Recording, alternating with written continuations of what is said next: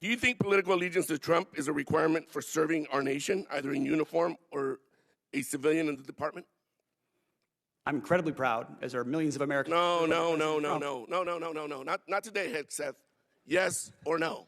Congressman, you know what a silly question that is. But silly enough to warrant a very straightforward answer. Yes or no?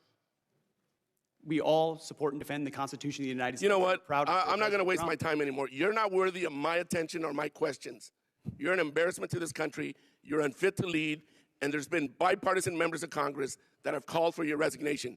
You should just get the hell out and let somebody competently lead this department. Mr. Chairman, do we hit on... A fiery debate shook Capitol Hill today as Defense Secretary Pete Hegseth went head-to-head with Congressman Salud Carbajal. It wasn't just another hearing. It was a test of principles about military readiness, national priorities, and who defines America's defense strategy. The tension began when Congressman Carbajal, a longtime advocate for oversight and balanced budgets, pressed Hegseth on defense spending increases, particularly those linked to new overseas operations and advanced weapons programs. Carbajal's tone was sharp. Mr. Secretary, how do you justify billions in additional defense spending when our domestic programs are struggling? Thank you, Mr. Chairman. It shouldn't come as no surprise that I have serious concerns with both the deployment of the National Guard and the Marines to Los Angeles. I served in the Marine Corps. We are trained to be war fighters, not for crowd control. Everyone here should be alarmed that the President has sent armed forces into a city against the wishes of a governor and mayor. I am concerned this administration is purposely escalating the situation with this step and politicizing our armed forces in the process. Let's call it for what it is. It's political theater. Hegseth, are the Marines in Los Angeles ordered to protect property by any means necessary? Sir, I would say the ICE officers and police officers being attacked is not political theater. The National Guard and Marines, just yes or no. Just yes or no. The National Guard and Marines have the full authority to protect federal ICE agents. Yes or no. Can you just say yes or no? This isn't Fox anymore. Just yes or no. They're there to protect federal agents and federal... Another BS answer. Under the SRUF, the use of force, are Marines allowed to fire warning shots? No. Now that's more like it. Isn't that easy?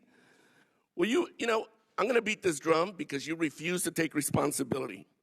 Will you take responsibility for having made a mistake? Not to mention many people would say break the law in participating in the Signal group chat that included a journalist, your wife, your brother, where classified information was shared. Sir, every way I communicate is authorized. Okay, if you want to say... The room fell silent. All eyes turned to Hegseth. And his answer?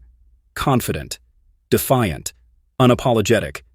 Congressman, peace is never guaranteed, it's earned through strength. America cannot lead from weakness. That single line sparked a wave of murmurs across the hearing room.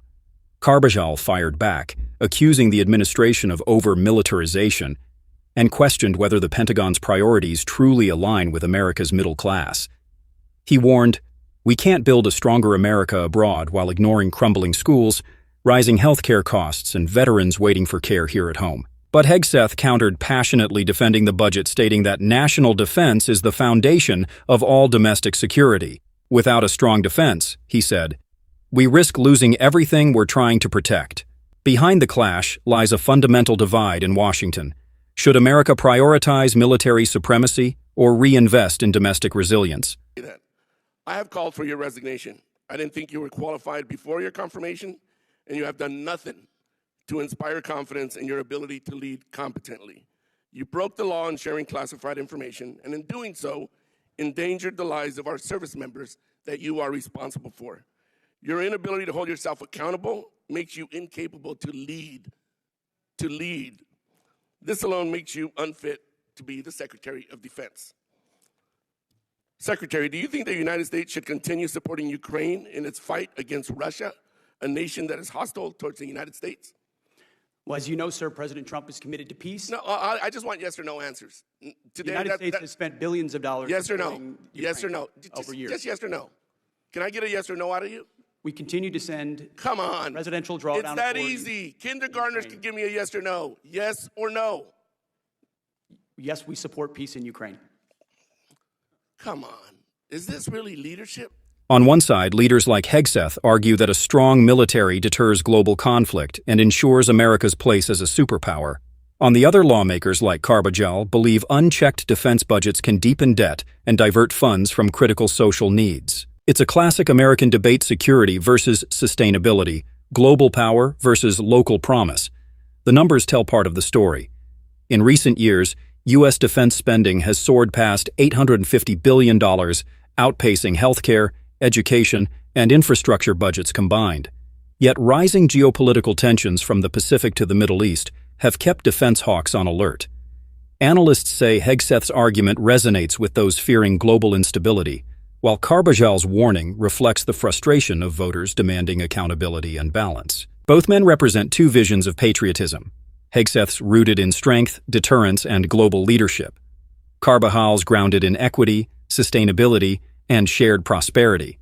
You're an embarrassment to the United States. If Russia invades NATO allies, are you going to recommend to the president that we fulfill our Article 5 obligations? Well, Russia has not invaded NATO allies. No. President Trump has No. invigorated the NATO alliance. I reclaim my time. Yes or no? It's that simple. There's Article 5 in NATO, which we recognize. So is the answer yes or no? That's what Article 5 is, yes. Good. I'm glad you brought yourself to saying yes. Do you think political allegiance to Trump is a requirement for serving our nation, either in uniform or a civilian in the department? I'm incredibly proud, as are millions of Americans. No. Not today, Hegseth. Yes or no? Congressman, you know what a silly question that is. But silly enough to warrant a very straightforward answer. Yes or no? We all support and defend the Constitution of the United States. You know what? I'm not going to waste my time anymore. You're not worthy of my attention or my questions. You're an embarrassment to this country. You're unfit to lead. And there's been bipartisan members of Congress that have called for your resignation. You should just get the hell out and let somebody competently lead this department. Mr. Chairman, do we not have any decorum in here? Thank you very much. I yield my time. Gentleman yields back. And I would urge everybody to remember. But at its core, the debate exposes a simple truth: America can't do everything at once. Something must give, and every dollar spent carries a moral choice. As the hearing adjourned, the echoes of their exchange lingered not just in the chamber, but across America. It's a debate that won't end here, because how we spend defines who we are and what we stand for. So what do you think? Should America double down on defense to protect its future or redirect spending toward rebuilding at home? Tell us your thoughts in the comments below. Subscribe for more deep dive coverage of Capitol Hill's biggest debates and U.S. policy showdowns.